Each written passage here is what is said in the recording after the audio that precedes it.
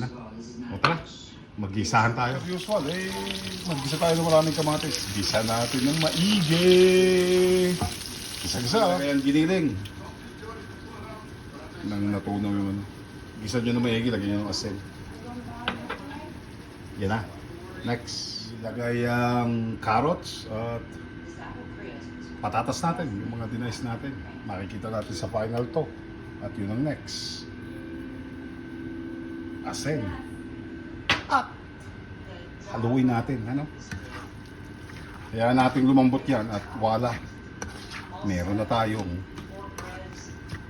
instant na kinamatisan o menudo sa puti. Next. Lagyan natin ng konting ano, murang sibuyas, ano? Ayan na, greens.